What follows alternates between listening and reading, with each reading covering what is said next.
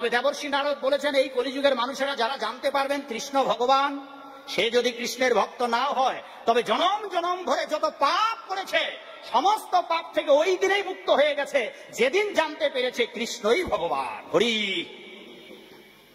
অতএব এখানে যারা আছেন মাগো বাবা গো, কৃষ্ণ ভগবান, পূর্ব জন্মের পাপ থেকে আপনারা মুক্ত। এখন শুধু কেবল এই জন্মে যে পাপগুলা করেছে সেই সমস্ত পাপ থেকে আপনাদের মুক্ত হওয়ার জন্য ওই যে বললাম চারটি, ওগুলো কালকে রাতারাতি করতে পারবেন না মাগো, ধীরে ধীরে চেষ্টা করুন। গলে মালা পরতেও বরং ভাগ্য লাগবে, সবাই গলে মালা পরতে পারবে না। যারা যারা গলে মালা পরছেন বুঝতে হবে বহু জন্ম কেটে গেছে। যারা একাদশী করছেন এটাও বুঝতে হবে। যারা জপ করছেন বুঝতে হবে বহু জন্ম, এক জন্মে নয়, হ্যাঁ এক জন্মেও হবে যদি আপনার সৌভাগ্য। কত ভগবান, এই তো নকল ভগবানের বই লিখতে গিয়ে 2018 সালে কি গুরু ভাই আমার কি চাইলো, দেশবাসী ফাঁসি চাই, পোস্টার করলো, হ্যান্ডেল করলো, সারা দেশ জুড়ে আন্দোলন করলো, ঢাকা প্রেস ক্লাবে আনো মিছিল করা হলো, ফাঁসি চাইলো। আর তারা অন্য কেউ না, আমার ঘরের হিন্দু ভাইয়েরা। 2012 সালে আমার বইয়ের বিরুদ্ধে আন্দোলন হয়, 2018 সালে হয়, আর তারা হিন্দু। একটি উদ্দেশ্য ছিল যে যথার্থ গুরু খুঁজে বের করা, যথার্থ ভগবান খুঁজে বের করা। আমরা এত ভগবান বানিয়েছি, সেই ভগবান পর্যন্ত ঠিক নাই, যে যাকে বলছে সেই ভগবান। আজ আমরা মানুষকে ভগবান বানাচ্ছি, গুরুকে গোবিন্দ বানিয়ে পুজো করছি। হ্যাঁ, এইভাবে এত ভগবানের ভিড়ে আসল ভগবান যে একমেব অদ্বিতীয়ম ঈশ্বর পরম কৃষ্ণ সচ্চিদানন্দ বিগ্রহ অনাদিরাদি গোবিন্দ সর্ব কারণ কারণম, হ্যাঁ কৃষ্ণই ভগবান। অতএব আপনারা জানুন। এইবার একটা ভালো কথা বলে শেষ করে দেই, 11টা পার হয়ে গেছে। কৃষ্ণ ভগবান কলিযুগের মানুষেরা জানতে পারবে না।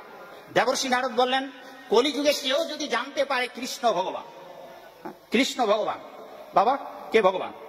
কৃষ্ণ ভগবান। বাবা আপনারা জানেন তো কৃষ্ণ ভগবান? এ বাবা কি নাম বাবা? এই যে দাঁড়িয়ে আছো এমন করে হাতটা, দুইজন আপনাদের কি নাম? হিন্দু? হিন্দু বাবা কি নাম? অরূপ। বাবা আপনাকে যদি বলা হয় আপনার ভগবান কে, কি বলবেন? হ্যাঁ কে ভগবান বলুন, জোরে বলুন বাবা কে? কৃষ্ণ ভগবান। আচ্ছা আপনার কি মনে আছে কবে থেকে জানলেন এই কৃষ্ণ ভগবান? দেবর্ষি নারদ বলেছেন, এই কলিযুগে আমাদের এই বাংলাদেশের প্রায় অর্ধেক মানুষ কৃষ্ণ ভগবান জানে না। আজ যদি জানতো তাদের মঠ মন্দির মিশনে সৎসঙ্গে গোবিন্দের আরাধনা করত, সেগুলোতে মানুষকে ভগবান বানিয়ে তারা পুজো করছে। তো দেবর্ষি নারদ বললেন যে কৃষ্ণ ভগবান, আর ভগবদ গীতায় 7ম অধ্যায়ের 19 নম্বর শ্লোকে ভগবান বলেছেন, বহুনাং জন্ম নামন্তে, অনেক অনেক জন্মের পর, বহু জন্মের পর জানতে পারবেন কৃষ্ণই ভগবান। তার মানে ওই বাবু যে বললেন কৃষ্ণ ভগবান, এইটা যারা জানতে পেরেছে, দেবর্ষি নারদ বলেছেন কৃষ্ণই ভগবান। জগতে যদি কারো আরাধনা করতে হয় তা হচ্ছে কৃষ্ণ। আপনি যদি কৃষ্ণের ভক্ত নাও হন, তবে দেবর্ষি নারদ বলেছেন এই কলিযুগের মানুষেরা যারা জানতে পারবেন কৃষ্ণ ভগবান, সে যদি কৃষ্ণের ভক্ত নাও হয় তবে জনম জনম ধরে যত পাপ করেছে সমস্ত পাপ থেকে ওই দিনেই মুক্ত হয়ে গেছে যেদিন জানতে পেরেছে কৃষ্ণই ভগবান। হরি। অতএব এখানে যারা আছেন মাগো বাবা গো, কৃষ্ণ ভগবান, পূর্ব জন্মের পাপ থেকে আপনারা মুক্ত। এখন শুধু কেবল এই জন্মে যে পাপগুলা করেছে সেই সমস্ত পাপ থেকে আপনাদের মুক্ত হওয়ার জন্য ওই যে বললাম চারটি, ওগুলো কালকে রাতারাতি করতে পারবেন না মাগো, ধীরে ধীরে চেষ্টা করুন।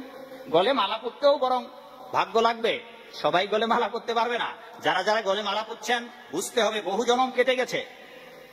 যারা একাদশী করছেন এটাও বুঝতে হবে।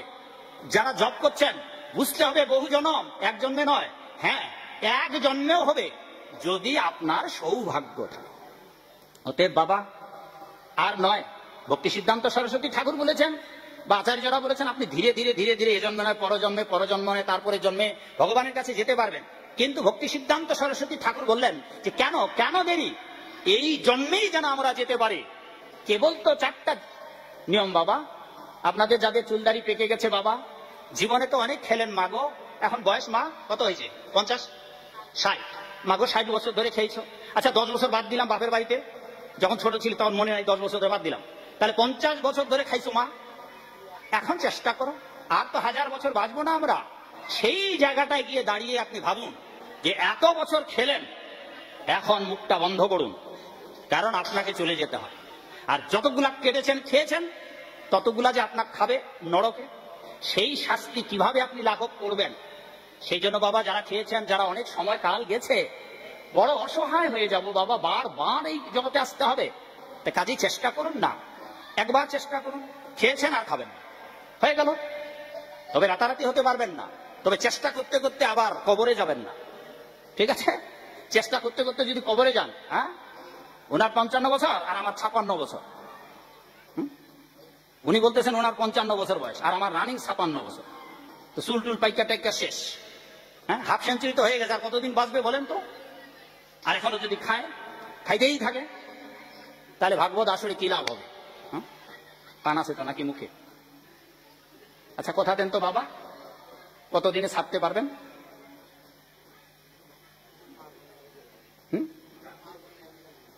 আপনার মা জানে?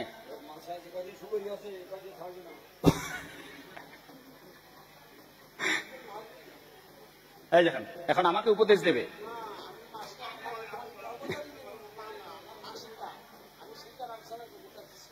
ও, উনি মায়ের সীতারামের এত ভক্ত যে সীতা মাই বুঝবে পান খাওয়া ছাড়বে কিনা। তো এই হচ্ছে অবস্থা। তো 7 কাণ্ড রামায়ণ করে একটা কি প্রবাদ আছে, তো এতক্ষণ ধরে যা বললাম, তিনি তার জায়গাতেই থাকবেন, জায়গা পরিবর্তন করাবেন না।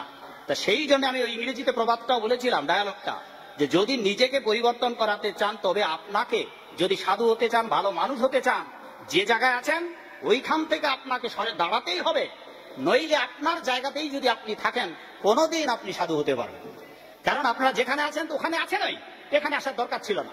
এখানে যখন এসেছেন, তো যেখানে আছেন ওখান থেকে একটু সরে দাঁড়াবেন, নাইলে ওই যে বাবুর মতো বলতে হবে, মা সীতাই